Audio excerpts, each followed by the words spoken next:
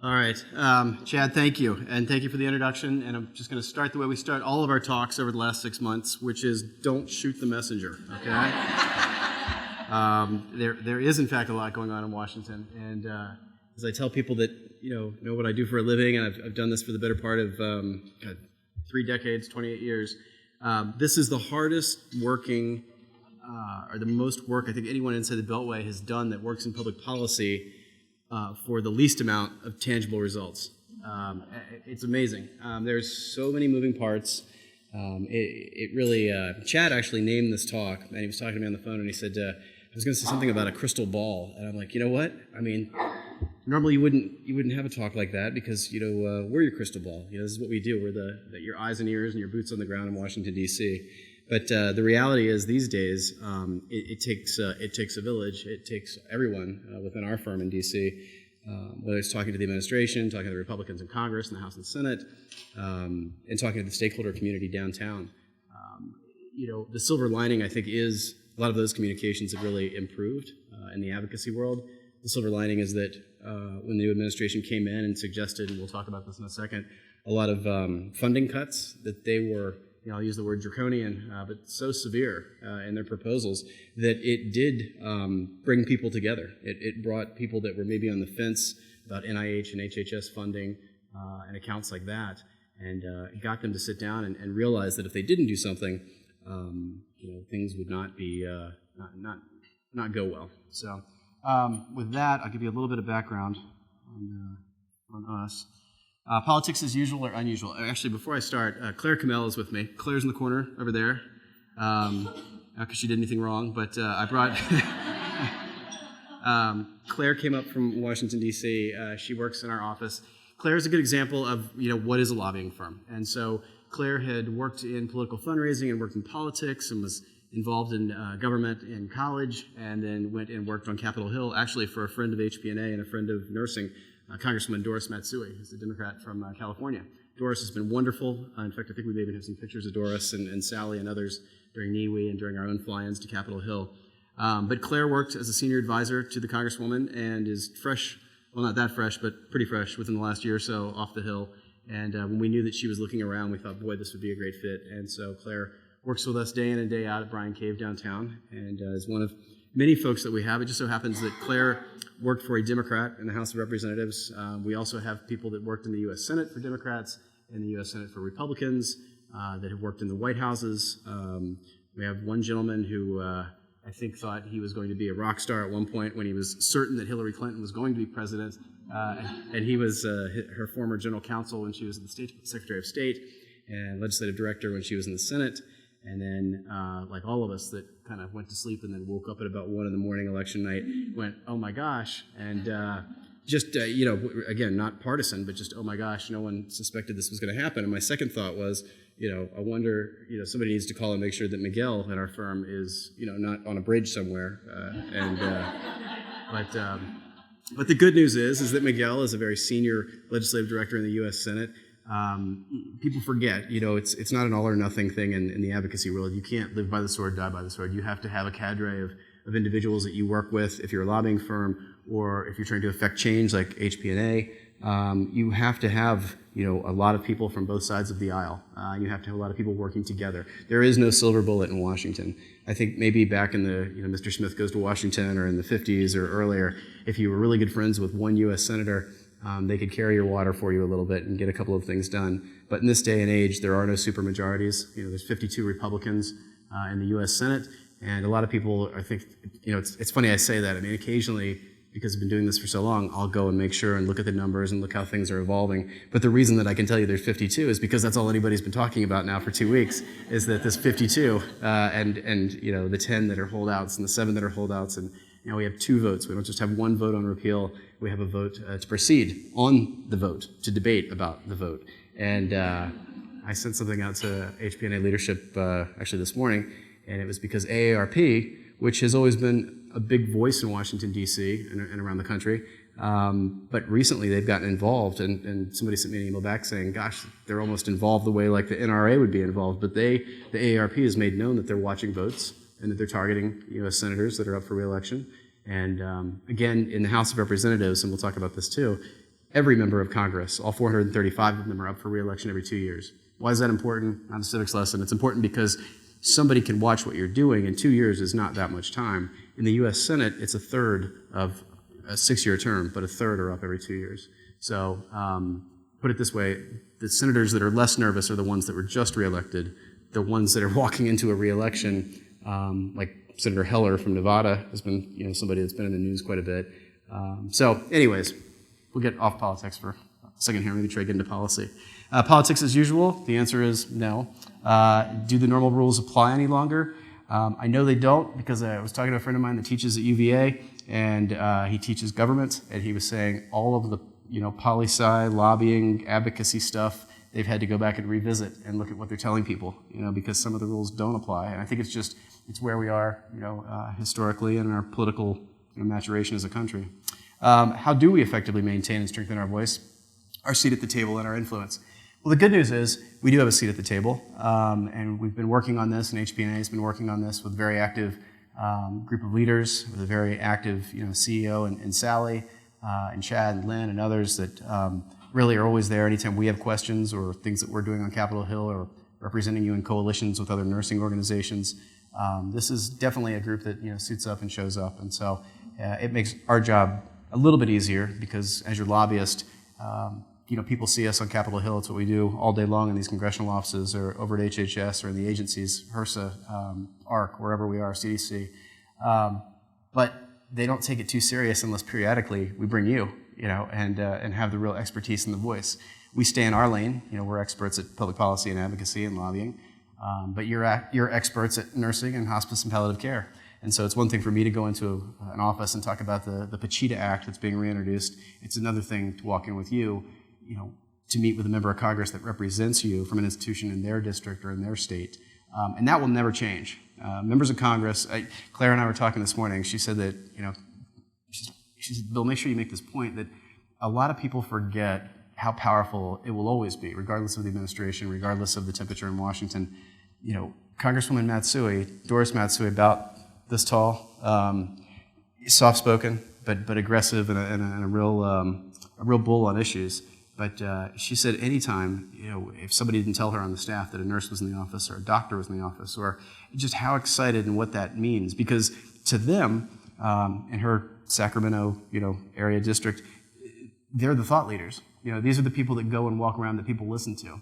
And we always talk about this in advocacy, but don't ask, don't get. And so we'll talk about this also. But the fact that how important it is if you don't know your local office for your 2 senators and your 1 House member, just to let them know that you're available should issues arise. They're not going to call you or find you if they don't know you. And it's a quick call, it's a quick email, just to let them know, I'm Sally Smith, I'm, Jim Smith, and this is what I do, in your district. And as things come up, healthcare policy-wise, healthcare reform-wise, and you'd be surprised. We make the suggestion. Some people take it, some don't. But we do get calls sometimes from really excited, clients and members of associations that'll say, "You're not going to believe this, but the senator's office called me and wanted to know if I would come to this forum." And as soon as we make sure it's not a fundraising forum, we get excited too, because you get those calls as well. That's something that they're always interested in as well as getting reelected. But they're also interested in all the money in the world, all the spots on TV, smart votes, smart policy, white hat issues, patient-driven, patient-centric leadership. That's kind of what makes the difference. So, all right, I'm all over the place. We're trying to get to the stuff here. Who is Bryan Cave? So I talked about that. We're a bipartisan, bicameral. We're a law firm. We're a top 35 by size law firm in the world and in the U.S. Why is that important for you? We have a good footprint. We have offices in 22 cities, 22 major cities around the country, which is great. So I can give you a couple examples. I'll give you one quick one.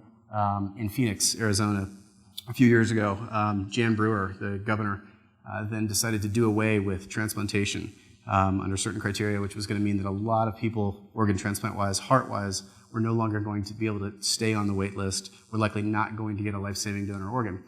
We had offices there. We immediately kind of knife and compassed it, if you will, and got the president of the group that we represented, started testifying, found a state legislator, and we were able to roll that back. but just the fact that like having contacts in a lot of these places, it's very helpful to us.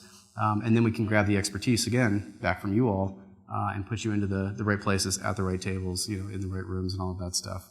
And people really do listen, regardless again of the current environment that we're in. We again have everybody from former White House, Republican, Democrat, Senate, House.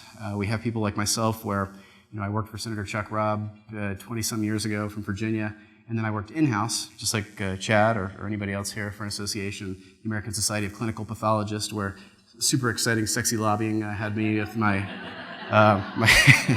with my head buried in the Federal Register, looking at lab, proposed rules. But anyways, that's how you start in public policy. And then I went on to work for a couple different groups, and then as a consultant lobbyist, where I represent probably a total of 8 to 12 organizations, and then I have a group with me that works on groups or that represents the groups in D.C. And then whatever talent we need, if we need somebody, a former chief of staff from the Senate side, like Senator John Thune from South Dakota, we needed to get a hold of him the other day.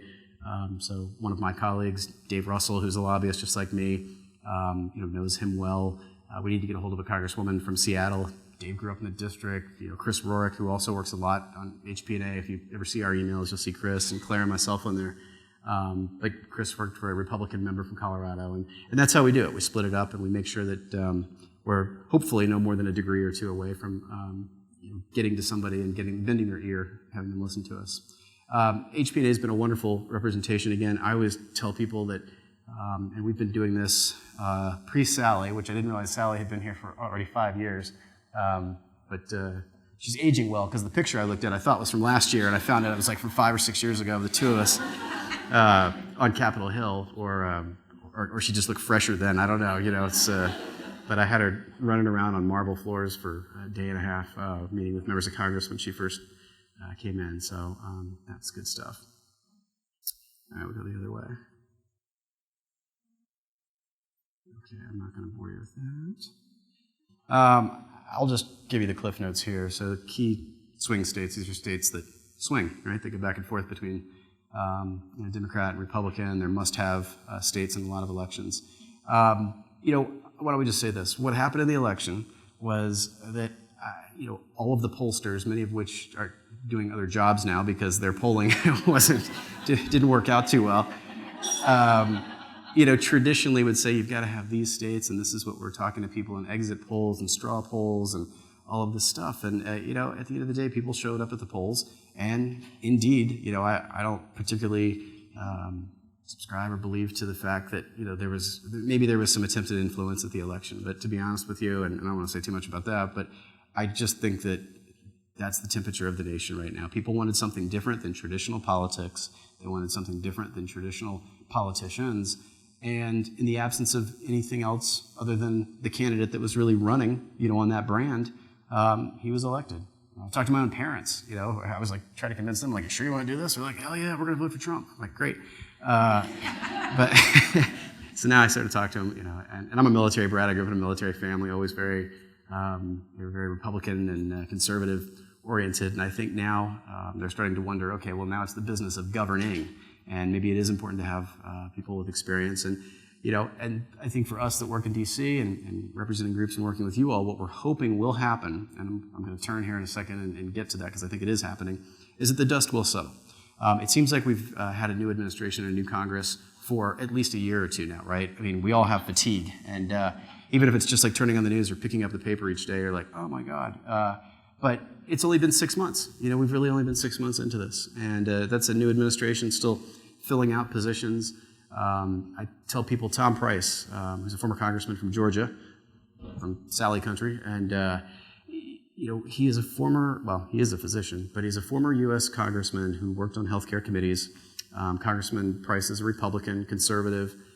He was one of the leaders of the Doc Caucus, the Physicians Caucus, which is all the physicians. I want to say there's 21 of them. But he knows us. We know him. HPNA and Georgia folks have been in to meet with Dr. Price before when he was in the House of Representatives, and now he is at 200 Independence Avenue at HHS, and he's the secretary. Now, I may not agree with all of his policies. We may not agree with all of his policies.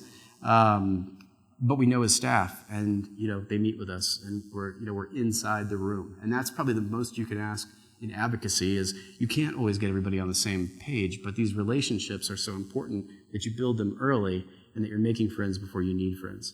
So again, from a HHS, from a healthcare standpoint, we don't feel all that bad necessarily about what's happening, because we have access, and we do know that what's happening right now will settle down. We're in the first iteration right now of federal funding, and again, because the president's budget, and because you had a president that hadn't operated in this or governed in this space before, he came out and he said, I want to make all of these cuts. I wrote some of this down because some of this just came to pass this past Wednesday.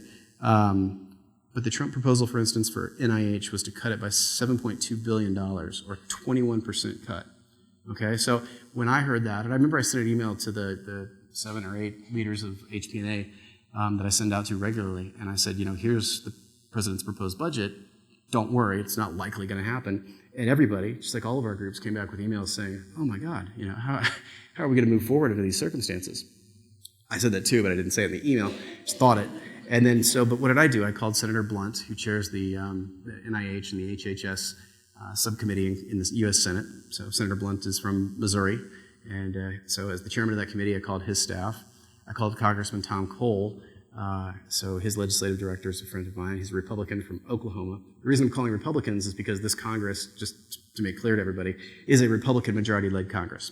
So I do also call on the Democrats, but they're in that ranking status, so they are the minority. They don't set the agenda, they don't set the votes, and so it's a little bit, they sort of backbench it if they say. Sometimes it's fun to be in the minority because you can just lob insults and bombs over into the majority. And for years, the Democrats, they held that position for about 40, 50 years.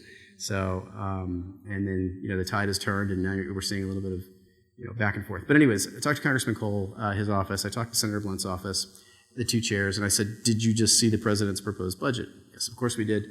It will never happen. And basically they took an attitude of who does the administration think they are to suggest that our party, right, this is our president, that we're going to work with him to cut NIH by $7.2 billion, or in excess of 20%. Never going to happen. So as somebody mentioned very astutely, that doesn't work for my firm, but it was a client group presentation like this, they said, well, isn't that the silver lining? And it really is. I mean, it is kind of bringing people together to say, we have to be more vigilant than ever right now to make sure that if we're going to advance our policies, that we are working together. And they know they have to reach across the aisle. But again, they're 6 months into it. And the good news is this past Wednesday, we did see several increases, including at the National Institutes of Health. We saw a modest increase in workforce and nursing education funding. We saw a slight setback by about 2.3%, and that was for Title VIII. But I think we will probably get that back up in the Senate. So this is what's happening right now is the appropriations process goes through the House, then it goes through the Senate, then the president signs it. We're not to the president signing anything yet, but we've started the one of 3 kind of stages here, and right now we're moving it through the House. So a lot of the cuts and a lot of the things that we were concerned about most in the House of Representatives did not come to pass. We're down in one account, but in the others we're up. So we feel good about that. Yes. Yes. Yes. Sure. Well, I don't think any of it's acceptable, but I think that when you look at the other accounts, appropriations-wise, that received cuts and still continue to receive cuts, HHS, it was like a $1.1 billion decrease overall across all of the HHS accounts. And with nursing, to your point, there was a 83.1 for Nurse Corps and 128.1 million for nursing workforce development. Let's see.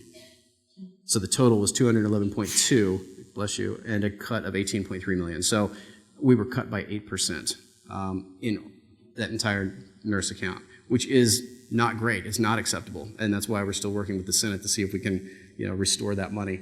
But in the grand scheme of things, when you're looking at CDC and FDA and other places that are kind of getting chopped up, we feel like it's a good start.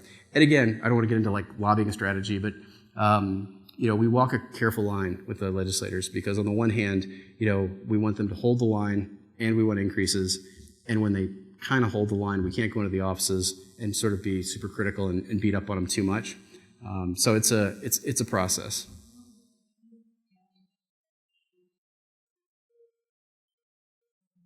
Absolutely. Yeah.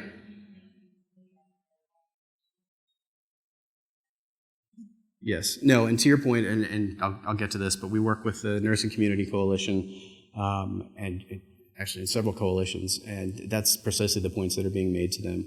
And you'll be happy to know, too, that there's a thing called Caucuses. I'm not going to use any of my slides. I'm just going to keep talking. Maybe there'll be some fun ones here. There are caucuses, which I best describe to people as clubs, right? They're not an official congressional committee, but it's a caucus. There's a bicycle caucus. Probably not that serious unless you're Congressman Blumenauer, and you like bikes. But there's also the Diabetes Caucus, right? There's also the Kidney Caucus, the Biomedical Research Caucus, and there is the Nursing Caucus. And we were actually, Claire and I were going over some of these caucuses, and I was looking at the list of this year's caucus in both the House and Senate. So a lot of caucuses don't even they have one in the House, and maybe they don't have one in the Senate. I can tell you, like organ transplantation has a real vibrant, active one in the House, nobody really doing it in the Senate. But nursing, right, caucus in both, very active members. The cut that I was referring to, actually a member of Congress, Lucille Roybal Allard, a Democrat from California, went to the floor on Wednesday and offered an amendment to restore this funding.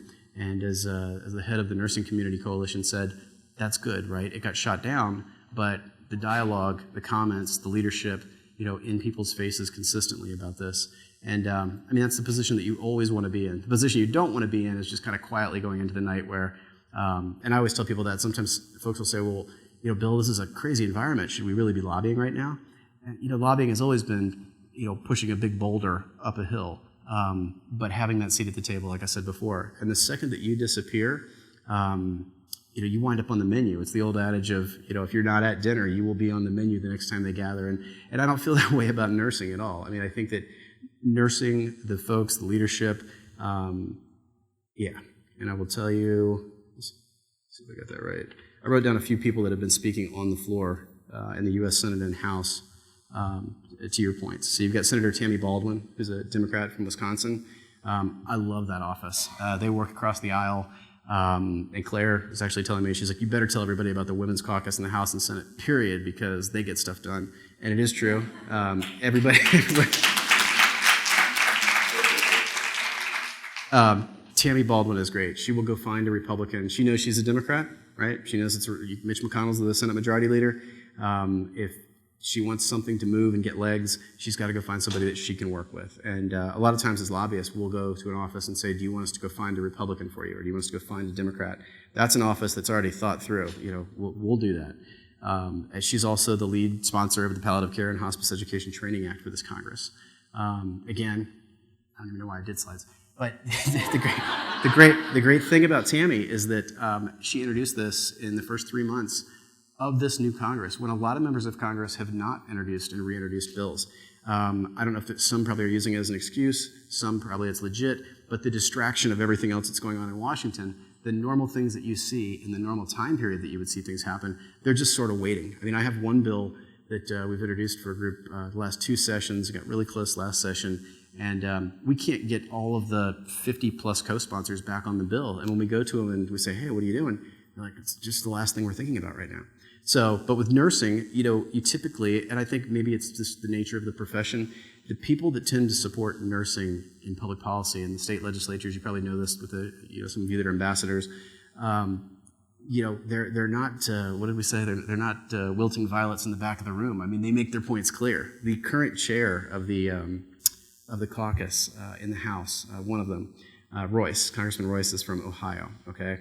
So he replaced another gentleman, and I can't think of his name, but when I talked to the office, the Republican that had that seat before him, I said, what is it with your office? Why is nursing such a big deal to you guys? He's like, why is it such a big deal? He's like, we're from Ohio. He goes, do you know how many institutions come and camp in here and basically just say, hey, we're from this nursing subspecialty or this nursing subspecialty, and we're at the Cleveland Clinic, and we're at Ohio State, and we're at all these different places, and this is what we want to see you do.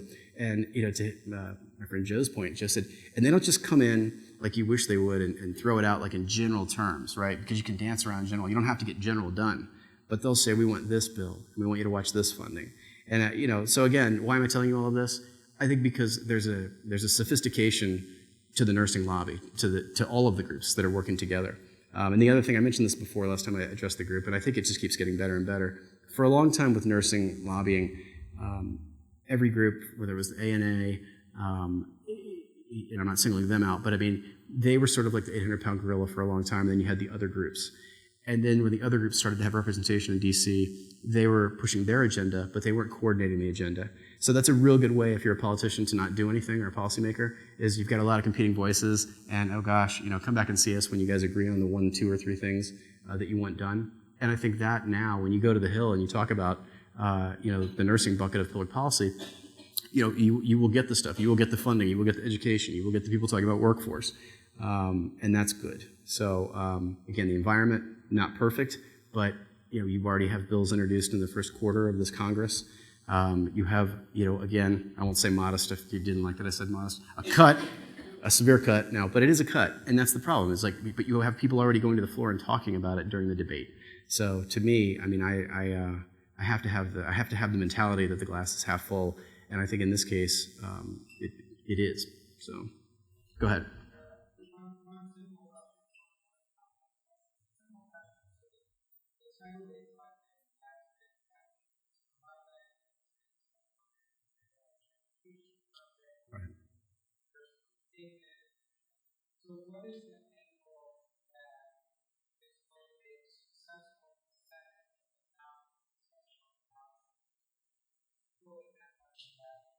Sure.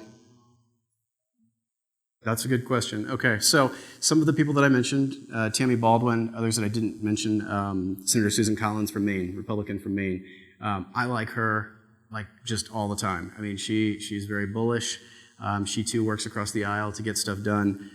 So immediately, the short list that we called, or not just we, but like everyone in the nursing community that has advocates and lobbyists in D.C., talked to Tammy Baldwin, talked to Senator Collins. Collins is a Republican, right? So she's got Mitch McConnell's ear. She really has his ear on a lot of things, actually. We've got Senator Chris Murphy, Democrat from Connecticut. You've got Chris Coons, a senator from Delaware, and another firebrand, Senator Shelley Moore Capito from West Virginia, who is a Republican as well. And again, not to get into too much of political theory and strategy, but when you've got Susan Collins, a Republican from Maine, and you've got Shelley Moore Capito, a Republican from West Virginia, if you're Mitch McConnell and you're the Senate Majority Leader and you're thinking, who do I have to play ball with, right? This is a long Congress. This is 2 years. And these people are probably going to get reelected. They're coming back. But I need that critical women's caucus vote in the Senate. And if I want to drag them along, right, I've got to be engaging them on those issues that they want to see resolved. And in this case, with this funding, that's great. That's great that you've got 2 women senators, Republicans, that are leaders of that caucus as well. One that I didn't write down that you reminded me of. Yes, Murkowski. Yes? Thank you. So Congresswoman, Senator Murkowski from Alaska, very cut from the same cloth, I would say, as Susan Collins, and somebody also who just works with a lot of folks. And they think very strategic because there's fewer of them, and they tend to, advance a lot of the things that they're engaged in. How do I know they're engaged in this? Because all of them from that list that I just read are early supporters of Pachita in the Senate. So they've already gotten the bill introduced. They've already co-sponsored it. Tammy Baldwin's leading the effort. You're going to get a bipartisan group, that'll continue on with that. Again, when people say, sometimes they'll say, well, the Palliative Care, Hospice, Education, and Training Act, how come it hasn't passed yet? Should we keep introducing it? And you get that at some of these coalition meetings. And I'm like, yeah, you introduce it again because it's a glue of sorts, right? It forces the conversation. A lot of times folks will say, why are we going to introduce a bill if we don't know for sure that it's at least 60 or 70% going to pass? I'm like, because it's a bill, it's live, it forces the conversation. If it's on workforce, even if it's just a very simple bill, it can be attached to other bills that pass, right? So you've got legislative vehicles that just all kind of do their thing. Most bills that are introduced don't pass. You have must-pass bills, appropriations acts, larger omnibus sort of policy. But if you're not in the room, you're not going to be heard. If you're not at the table, you're not taken serious. If you don't have policy live, working its way through Congress, you're not part of that conversation either. So, go ahead with the second one. Yep, sorry.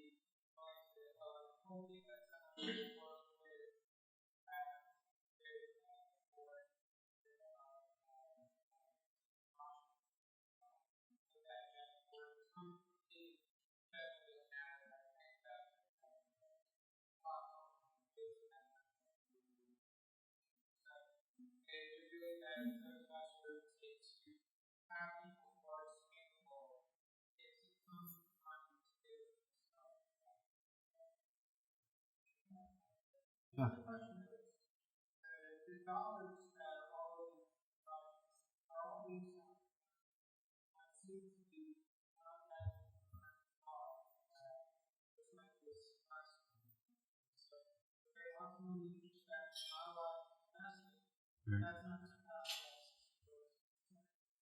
Right.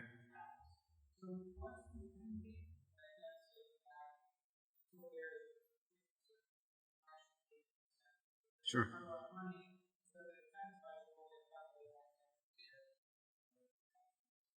Yeah. So, I mean, I think the easiest way to answer that is that whatever discussion, whatever bill is coming up, again, so they just actually started doing appropriations, federal funding, without a budget. Normally the process, obviously, is you set a budget first, you set allocations, you get 12 appropriations bills, you know what money you're dealing with, and then from there the committees mark it up, and there's a chairman and a ranking member, a Republican and a ranking Democrat of each committee, and they sit down and figure out how are we going to allocate this money, and they have a set amount of money that goes into each fund, and like you said, with the caps of what can be spent here and what can be spent there, and there's a lot of interest in Congress in lifting those caps, but what we don't do is sit on our hands and kind of sit idle to see, like, ultimately what will that money look like, will they have to start over.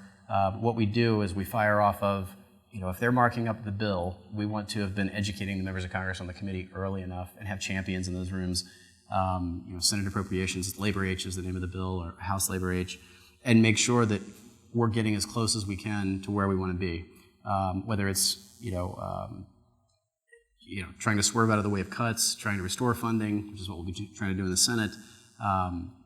That's kind of the way that we proceed there. And I was going to ask you real quick, from New York, who's your House member? Do you recall? Okay. Yeah. Yep. Yeah. Yeah. Nadler's great, and Senator Schumer, fabulous. Again, they're in the minority party, and you've got the minority leader in Schumer. But an example of Schumer, Schumer actually, his legislative director is a woman named Megan Terra, who used to work for Diana DeGette from Colorado in the House. And again, being in this game and watching, a lot of people that work on Capitol Hill stay on Capitol Hill. And, we always tell people when you go in and you see somebody that looks like, younger than your kid that's scheduling in an office, today's scheduler, right, that just graduated from college, is tomorrow's chief of staff, maybe in 2 years, or the legislative director. And so we trace staff all the time that move around. But I know, just even having that relationship, like you said, not necessarily, they can't carry a ton of water for us right now. They're in the minority. There's certainly a lightning rod in Schumer because he's Schumer. But being able to access that office and the fact that, they know HPNA. Or Nadler. Nadler also, he is a great legislator. He's been around a long time. Nadler's Nadler. He's a character, but he's, he's on key committees, public health committees. And so to your point, you make a very good point, and that is, if you're in a swing state, great, but even just knowing your member and them knowing what you do and what's important to you this year, right? So, Obamacare repeal and replace, which also is the Better Care Reconciliation Act, or they're related. Relationships with GOP majority party in Congress and the role of the Democratic minority. I think we probably talked about the last two points. The first two, again, a number that everybody knows because it's been beat into our head if you turn on the TV or pick up a newspaper, but 7 years, right? 7 years, the GOP has been running on repeal and replace. We've got to get rid of this. It's a terrible policy. And now they're struggling to repeal and replace. And, it's scary. In the House of Representatives, by the way they set up a rule, or they set up, it's very rules-based. There's a House Rules Committee, okay? So when they bring up legislation, they can force things through. They also have used something called reconciliation, where they basically suspend normal rules and can pass something with a simple majority. And there's some other conditions with that. But that's how Obamacare was initially passed by the Democrats when they were in the majority. It was through reconciliation. And reconciliation is a tool that the Republicans now want to use because nobody has a supermajority, right? They just want to do this by the narrowest of margins. And so, not surprisingly, in the House of Representatives, they were able to pass a repeal bill just based simply on twisting some arms and party seniority and leadership. And we were actually up on the Hill the day that they were doing that. They did it for 2 or 3 days and then finally got it done, or 2 or 3 times. And then in the Senate, not surprisingly, we always say it takes one U.S. senator to stop traffic, and that's a nice thing. I mean, it's kind of the Wild West in the Senate, and I think that's the way the Constitution intended it to be. But again, reconciliation can sometimes, be effective in running roughshod over that. But you do have enough senators. At the beginning of my talk, when I said there are those that are up, in this next election cycle in 18, and they are just, it's like a windsock. Like, where am I going to come out on all this? And there's reality of what's in the bill, what's not in the bill. We were shocked on the Hill the day the House was voting on it that a lot of people, even people I like that we know and they're supportive of, that hadn't read the bill. That was the first mistake. And the second one was, if somebody ever asked me, like if a client said to me, hey, did you read the bill? Okay. If I didn't read the bill, I wouldn't say, oh my God, no, I didn't read the bill, right? Especially if I was voting on it. I might have just started the bill. I glanced at the bill. I'm about to get into the bill. But I didn't read the bill, which was just kind of crazy, and just kind of shows you that this is so political in nature, and that they want to shoot something down. And you call it Democrat, call it Republican. It almost reminds me of the Starbelly Sneetches with Dr. Seuss. I mean, it's literally it's like you got your thing, and we're going to shoot your thing down, and then we're going to have our thing. But the thing really isn't. What is it? And the level of detail. For a lot of groups that we work with, and Sally and I have talked a lot about this, and Lynn, it boils down to you trying to get into the details of these plans. And there's no there for a lot of it. But what we do know is not there is the pre-existing condition. And so a lot of that topic, pre-existing conditions, a lot of people feel like it just doesn't go far enough. And people say, well, okay, great, but that might just be more in the chronic care bucket, which I want to burst out laughing in people's faces because, chronic care as if it's like just some small thing, over in the corner. So whether for us it's, organ transplantation. 5 minutes, I can't wrap this up in 5 minutes. Everybody's invited back up to my room for the second part of this a little later. So next week they're going to try and vote they're going to take a first vote to vote on whether they can engage in debate and continue to bring this up. And that's not on the actual bill, that's just on to begin the process. So it's 2 votes.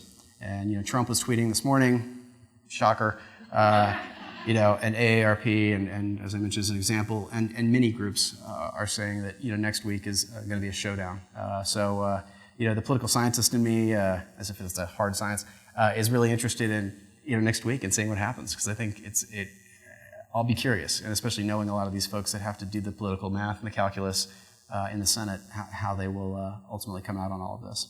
The role of the Democratic minority, quite frankly, is to be quiet and watch the other party, fall off a cliff potentially. And you don't have to do a lot of work here, because the old argument of you have to come up with something to replace it, or you can't criticize something if you don't have a good alternative. Well, their alternative was Obamacare, right? And they're claiming that they're closed out of the rooms, to discuss, and that's a fact, right? I mean, you don't typically invite, unfortunately, that's where this Congress is, and it's where we've come to, is that they don't work across the aisle unless they absolutely have to.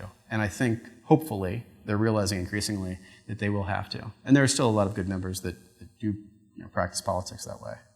All right, we're going to get out of this. All this, 535. Just key committees.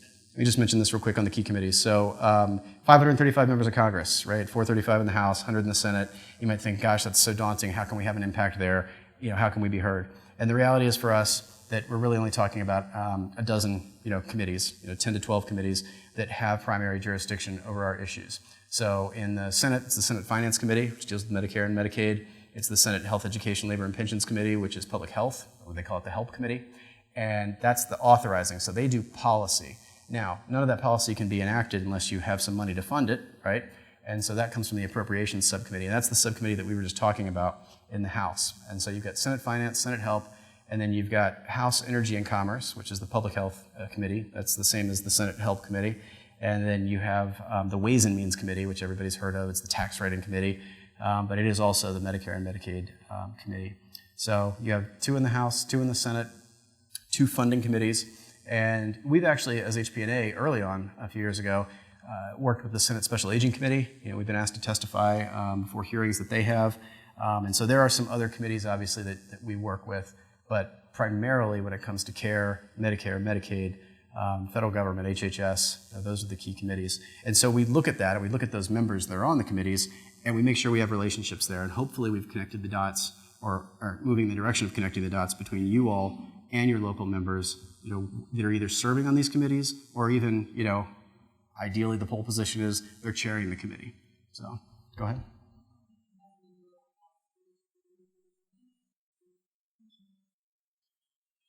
I have not, and same goes for McCain, and I think there's yep.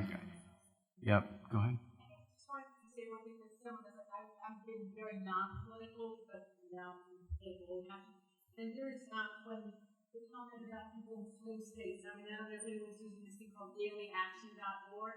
There's a website that you can go and put your phone number in, and every day at 1 o'clock, it sends you saying, "This is the issue of the day. Call on this system." What you do is you call, and then you have your zip code, and it connects you right to the phone numbers of the people in your district. So it really doesn't take a long time. I don't know how effective that is, but it kind of lets you know what's up there, and it actually, I'm in New Hampshire, so but it lets me know this is what's up here, and I've called my people's house, on a regular basis, and it only takes a couple minutes. Yes, absolutely. Speaker Tip O'Neill, right, coined this statement, made it famous. I'm sure he didn't come up with it, but certainly everybody attributes it to him, and that is that all politics are local. And so your local member, your local voice, your reaching out goes a very, very long way.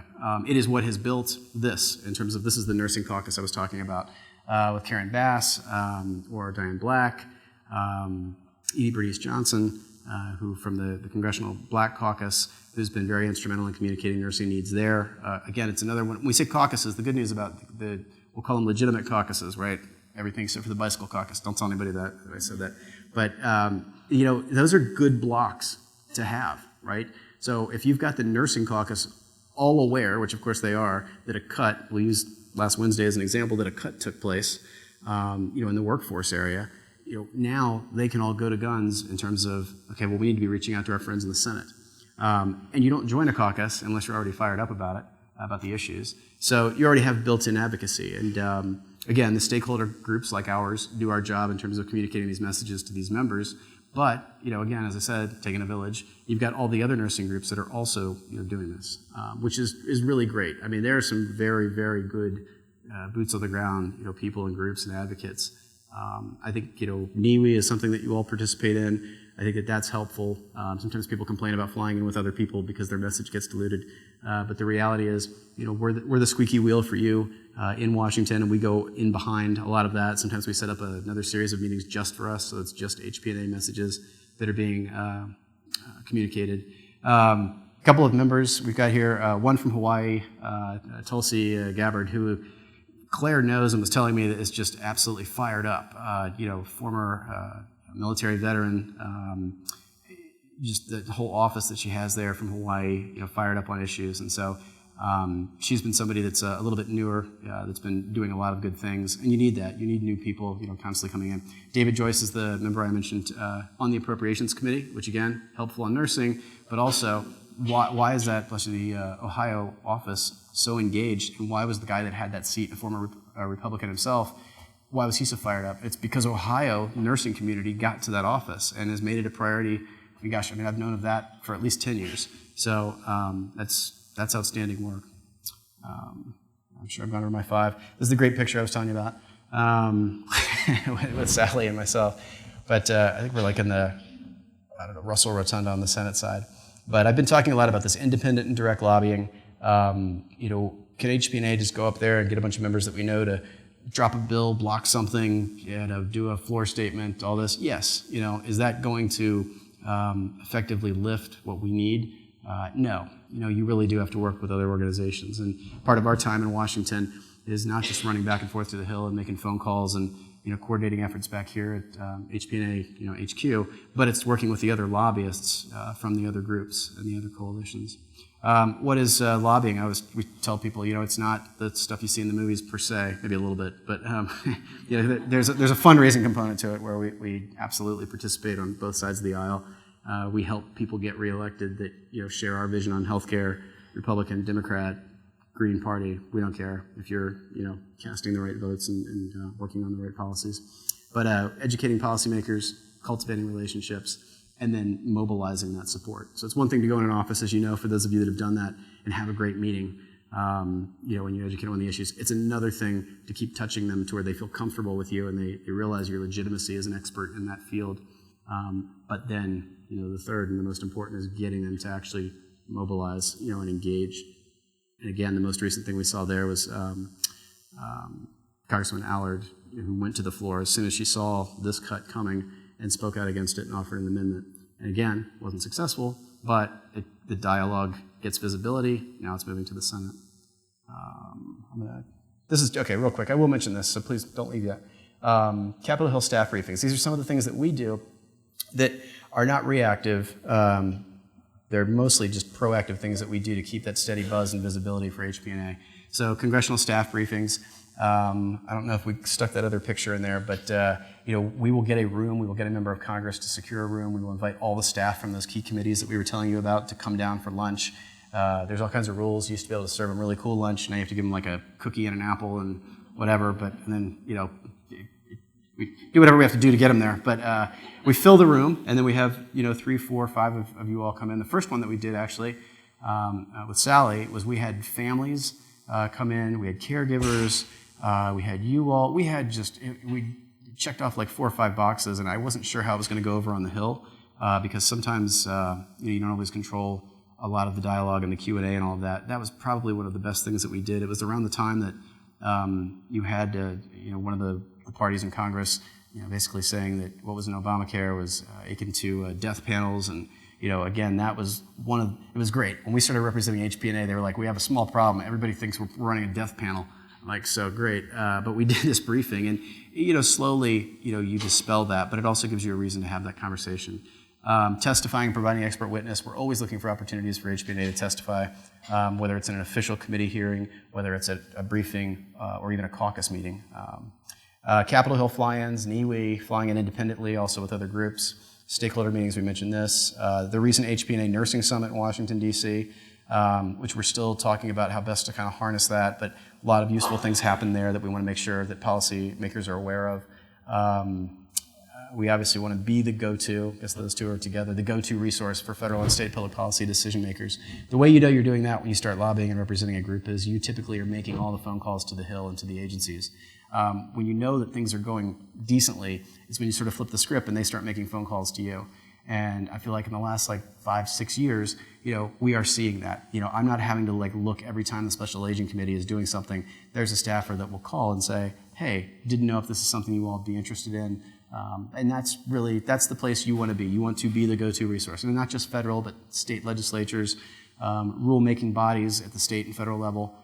You want to be there. And that's why I say it's so important to volunteer as you meet policymakers and say, hey, I don't even know if you have anything going on, but should you, have issues in this area or you're working on something, don't hesitate. I don't have an axe to grind. I just want to be here to make sure you've got accurate information.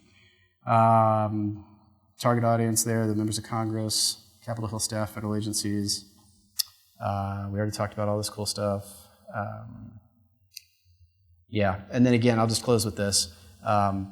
All politics really, they are local. I know when I'm lobbying and I'm trying to get the attention of anybody, I turn it into a local thing. I find somebody from that district. I've become pretty good friends with a young congressman, which makes me feel old because he's like almost 10 years younger than me, but Kevin Yoder, who's a Republican from Overland Park. He called me one time randomly because he wanted me to throw a fundraiser because my firm has a large office in St. Louis for the Cardinals and the Kansas City Royals because he represents the Kansas City Royals. And I thought, why not? Good for him for calling. And so we put this thing together and we do this. But the first thing I think is, all right, I'm going to look at everybody that I represent. I'm going to figure out who has people in Kansas City. And I'm going to stock that box, that owner's box, with as many people as I can. And if I don't have somebody from the client there, I'm going to make sure that I've got all the information into Yoder. Kevin Yoder's on the Appropriations Committee. But again, he cares about all that stuff. Now, if I was talking to him about something that had nothing to do with Kansas City, more like 30,000 foot, global warming, yeah, Bill, that's great. He'd probably say he doesn't believe it. But, but the point is, as soon as I start talking about Kansas City, like, hey, a lot of people really care about global warming in Kansas City, I've got his attention. And, that's the case. And then I found out quickly that his district, the largest employer, is healthcare. And, he has KU in his district. And he's got all, and again, nursing, you think? But that's how we get and keep people's attention. And that's how you can too. And some of that's incumbent on us to work with Chad and others and make sure that, whether it's the website or you have places to go to understand, the messages and how to reach out. But again, it's pretty simple. Trust me, it's not rocket scientists running your federal government, unfortunately. A lot of these folks want to get reelected. They're politicians, and that means that they look local, and that's where you are. So, all right, thank you very much.